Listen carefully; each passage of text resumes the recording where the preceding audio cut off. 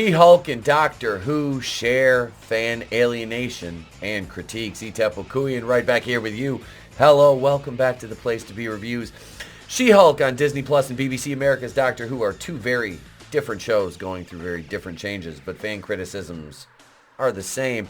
And yeah, the criticisms are the same. The 11th Doctor, who is played by Jodie Whitaker, or what is she, the 12th? Or I don't even know what doctor she is. But she is not a good doctor. By everybody I have listened to that knows this show, knows the source material, nobody really liked her. I'd never seen Doctor Who. I watched 2 or 3 episodes of her first season in the role, and she was terrible.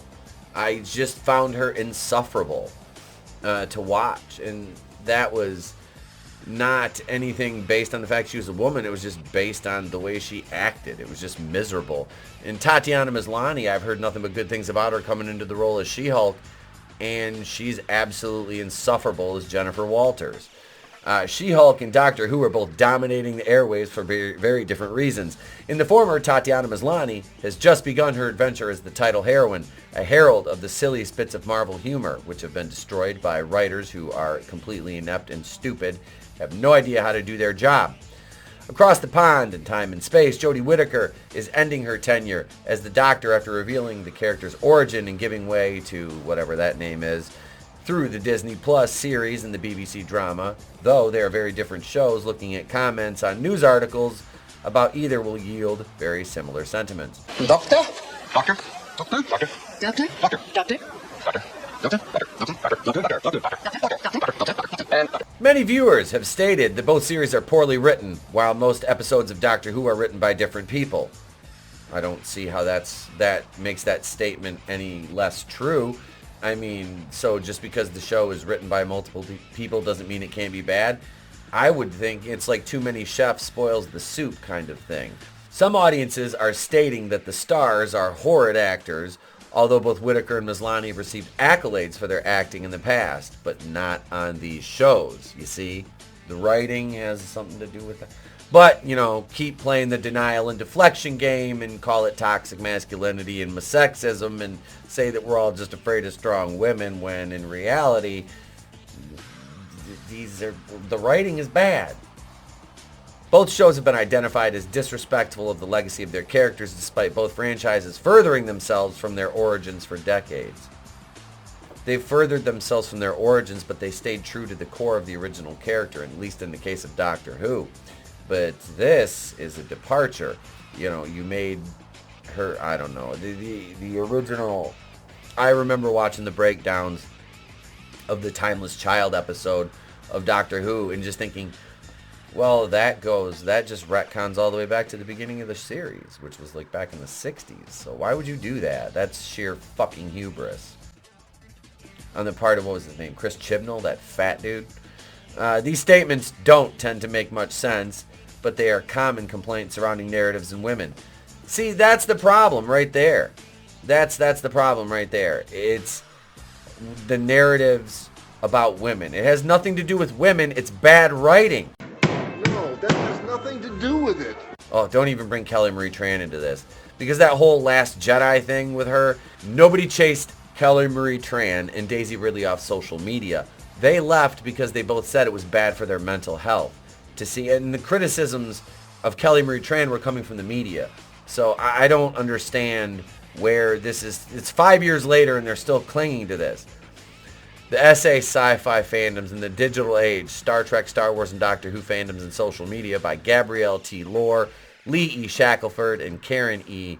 Dill Shackelford, and Melody Metcalf outlines this phenomenon as it relates to Star Trek, Star Wars, and Doctor Who. The paper indicates that groups tend to become divisive in accordance with their size, so a large fandom is more likely to have many dissenting opinions. The authors cite a 2018 trolling study by Fu Wan Hong and Quang San Cheng to establish that feelings of inferiority tend to increase trolling behavior.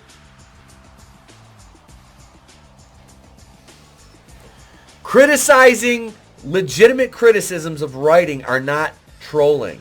Those are legitimate criticisms. To dismiss them is gaslighting, and that's what they've been doing to fandoms since 2016. The same thing the media does to you, the access entertainment media does to you with ease. They tell you you're a bigot, you're a racist, they gaslight you, they consistently tell you that.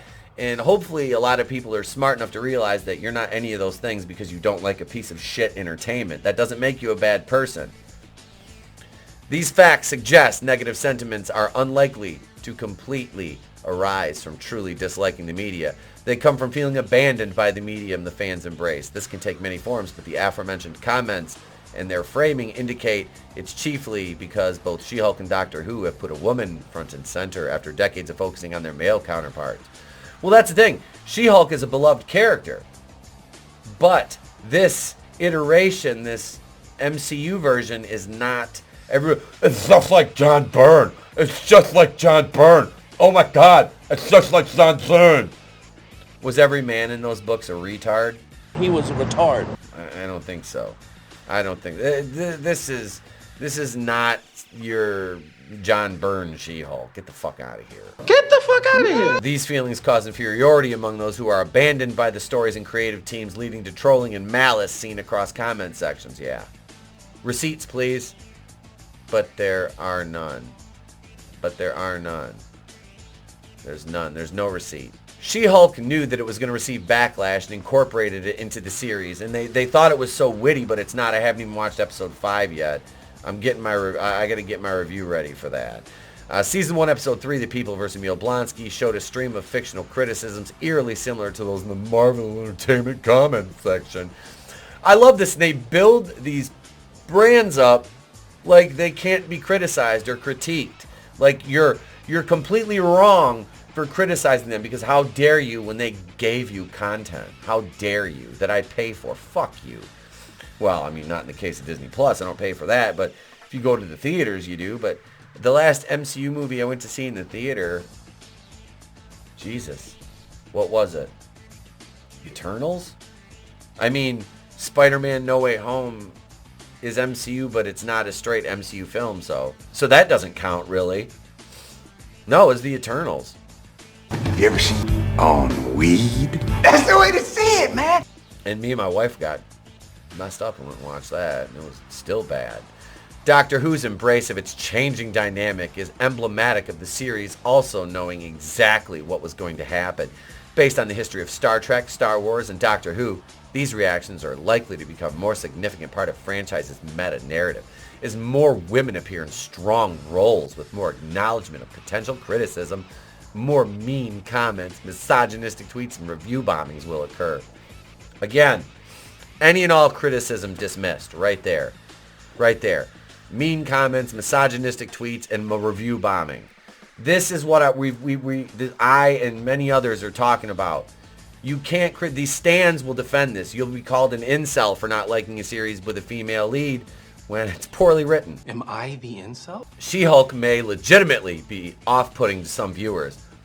It is a show with flaws, as is Doctor Who. However, the moving goalpost of real fans are targeting these two franchises more than ever, even stating the creative teams are stealing creations of men. Fans who feel slighted are striking out against their fandom because they feel they're no longer part of it. Instead of celebrating, more people are now included in it. It's all inclusive. I'm going to ask you this one question, and I want you to think about this. What happens if you have something like, say, you made soup, for example. You have your pot of soup.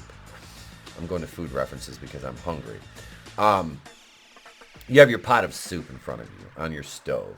You've carefully measured out and placed all your ingredients in it exactly the way you want it.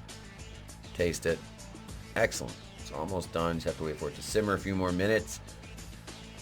But then somebody comes along and says, well, what if I want this in the soup, and just throws a shoe in it?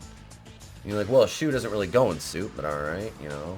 What if I want this in it? Somebody throws a brick in it.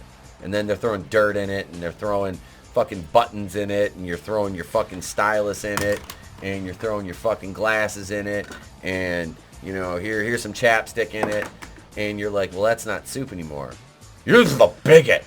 You're afraid of strong soup, aren't you?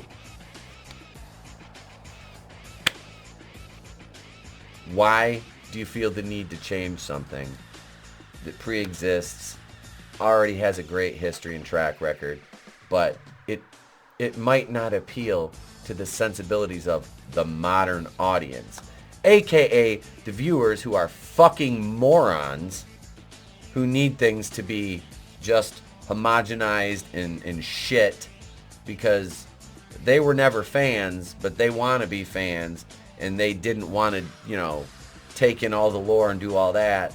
They want to jump in and want everything to change for them right then and there. That's why gatekeeping is, in some cases, a very good thing. You know, and these people don't understand that, so we'll continue to be called names because, you know, we like things the way we like them, the way they were, and they don't need to change. Yeah, you can write new stories, but don't change the main story just because modern, contemporary identity politics. That's never a good look. It doesn't work, and that's all I got on this video, folks. I'm Etepwakuian. You know what to do. Leave your thoughts in the comments. I appreciate the comments. They help us with the algorithms. Slap the like button. If you haven't yet subscribed, please subscribe. Ding the bell for notifications. You can become a Harvey Wakuian producer for $4.99 a month, a Kazuian for $2.99 a month. All kinds of perks come along with those 2 tiers. Check it out on the page. Ladies and gentlemen, I'm Etepwakuian at the place to be reviews. I've been here with all the use. If I don't see you, have a good day. A pleasant tomorrow. I'll catch you on the next one. It's better to burn out than to fade away. I could do this all day.